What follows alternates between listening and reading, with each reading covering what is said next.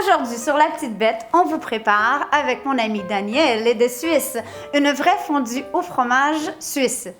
Même plus que suisse, c'est les fribourgeoises. Bourgeois. Fribourgeoises. Ah d'accord, c'est comme ça qu'elle s'appelle chez vous? Alors, le vacherin et le gruyère viennent du canton de Fribourg et plus précisément de la région de la Gruyère. Et c'est pour ça que ça, c'est la vraie fondue suisse. Ok, donc, on en revient à ma définition, la vraie fondue au fromage suisse. C'est ça. Ok, bon.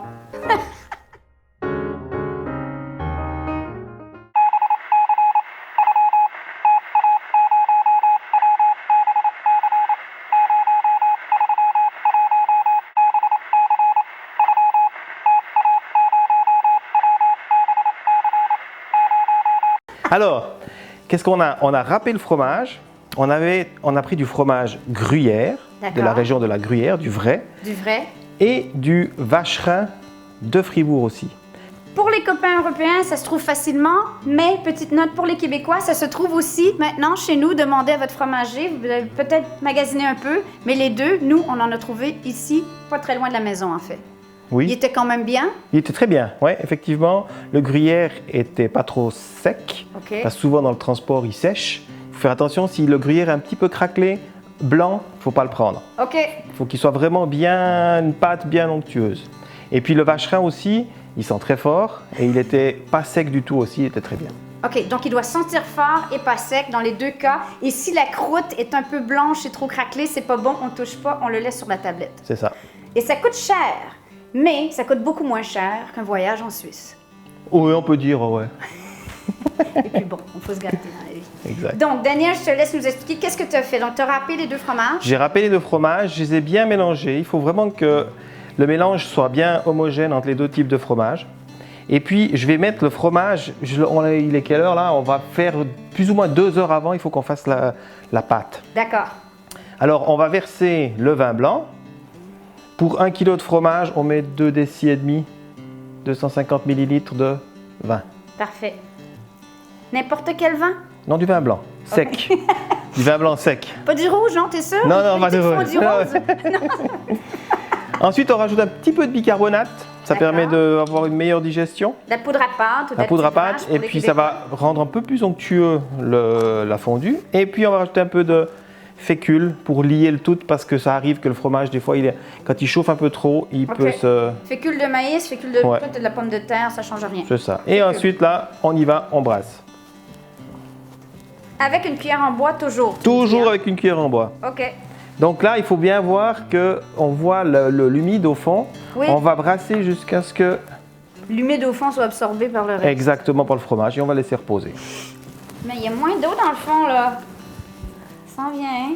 Alors, si jamais on rajoute un tout petit peu de vin. OK. Juste comme je pensais que ça allait bien. Voilà. Il faut dire aussi que... Faut pas que ce soit mouillé, hein, attention. Hein. Faut pas que ça devienne un liquide. Mais là, c'est toi qui l'as mouillé, Non, faut pas que ça devienne un liquide. Faut pas que ça devienne un liquide. OK. Donc, juste humide. Exact. Voilà. Là, il est parfait en consistance. Et en plus, Daniel a amené son vrai caclon en fonte. Il est lourd, hein? On peut faire... Ouais, il est lourd. L'avantage du caclon en fonte, c'est que quand on va chauffer tout à l'heure, la chaleur est beaucoup plus homogène. Avec le caclon en terre cuite, il va chauffer dessous et puis il ne va pas chauffer latéralement. Et puis après, avec le fromage, surtout le vacherin, il peut très vite se séparer. Et il ne faut surtout pas trop le chauffer très vite, il faut vraiment y aller très doucement. Tout doucement. Et ceux qui mettent, qui prennent une gousse d'ail, oups, ça c'est pour la chef, qui mettent une gousse d'ail pour frotter le caclon, c'est bon, c'est pas bon? Minute d'humilité. T'as oublié! Il n'y a pas moi qui fait des minutes d'humilité. Ok, donc avant tout ça, il fallait prendre une petite gousse d'ail qu'on coupe en deux et on frotte. Alors on peut la couper en deux, en frotter, ou bien couper, hacher très menu l'ail et puis le mettre dedans. Ok. Voilà, on a notre minute d'humilité pour la journée. Ouais, exact. Voilà. Est-ce que c'est beau là? C'est parfait. Ok, donc voilà. Le fait que c'est un caclon en fonte, est-ce que ça va faire une aussi belle religieuse que quand on prend un caclon en terre cuite? Oui, absolument. Elle va venir belle, dorée, croustillante. Elle va même se décoller un tout petit peu.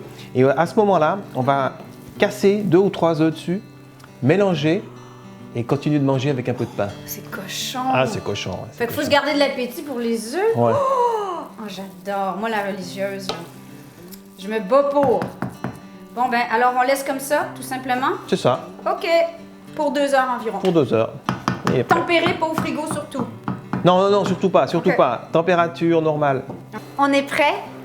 Alors, écoute, regarde, la crème de fromage, elle est parfaite. Il ne faut pas qu'elle soit mouillée, hein. OK. C'est pas l'eau qui va chauffer le fromage et faire fondre, c'est vraiment le fromage qui va fondre. Alors, il faut mettre à feu très très doux et commencer à, tu vois, ça commence déjà à fondre, et commencer à remuer. On remue toujours en soulevant le fond et en le remettant dessus. Et après, on va remuer, une fois que ça commence à fondre particulièrement bien, on va remuer en Y, comme ça. En X et en Y. OK. Enfin, Y, en 8, on va dire. OK. Voilà, donc là, tu vois, ça commence déjà à fondre. Il ne faut pas que ça aille beaucoup plus vite que ça. Si ça va plus vite que ça va trop vite. D'accord. Donc, il faut ralentir un petit peu, mais là, ça a l'air d'être bien. Et on le mélange. On le mélange bien avec toute la partie qui commence à fondre. Je sais pas pour vous, mais moi, je salive en tout cas. J'ai très faim. Ça sent le bonheur. Là, vous voulez entendre une histoire amusante? Alors, Danielle et son épouse, elle m'a dit, t'as des fourchettes pour la fondue au fromage? Je dis, bah oui, j'ai des fourchettes. Elle dit, ouais, mais pour la fondue au fromage? Je dis, bah, je sais pas, j'ai des fourchettes. Elle dit, ah, non, non, non, non. C'est ça, les fourchettes à fondue au fromage. Voyez-vous la différence? Alors, fondue au fromage, viande. Donc, je viens d'apprendre que depuis que je suis toute petite, je mange la fondue au fromage avec la mauvaise fourchette. Mais non, c'est pour ça qu'elle n'était pas bonne. Ben, elle sera pas aussi bonne qu'aujourd'hui, c'est clair.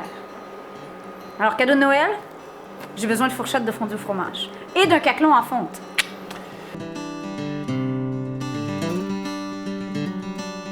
Alors, la clé à ce stade-ci, mesdames et messieurs, c'est la table doit être prête.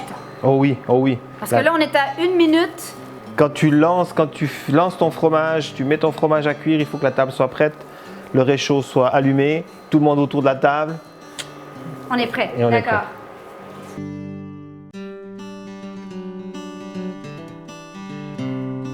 Varie bien comme ça dessous.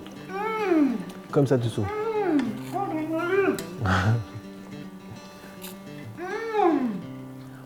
Dans la Suisse, il y a une montagne des plus hautes et des plus belles.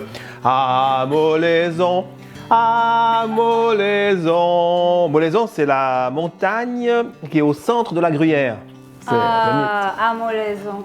Bon, ben sur ça, il faut aller vite, on va manger, nous, parce que là, les enfants sont en train de tout manger la fondue. C'est vraiment la meilleure fondue au fromage que j'ai jamais mangée. Merci, Daniele. Merci, Céline. Merci, les enfants. Bon appétit, on vous aime. Bonne semaine! Vive la Suisse!